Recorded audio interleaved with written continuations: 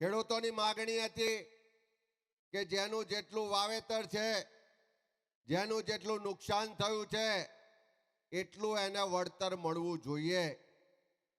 ખેડૂતોની માગણી હતી કે ખેડૂતો દેવાદાર થયા છે, આર્થિક રીતે પાયમાલ થયા છે, ખેડૂતોના દેવા માફ થવા જોઈએ।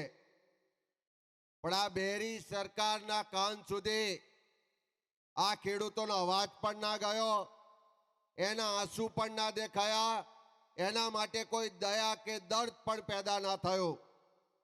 અને સરકારે 10,000 કરોડનું પેકેજ આપીએ છે એવી મોટી મોટી જાહેરાતો કરી। ખેડૂતોને લાગ્યું કે આટલું મોટું પેકેજ જાહેર થયું છે તો કંઈક પૈસા સારા મળશે, અમને દેવામાંથી રાહત મળશે। પણ જ્યારે ગણતરી કરી એક વીઘે 50,000 રૂપિયાની નુકસાની અને એની સામે આ પેકેજ રૂપી જે પડીકું આપ્યું એમાં એક વીઘે ખાલી પૈસા મળવાના 3500 રૂપિયા।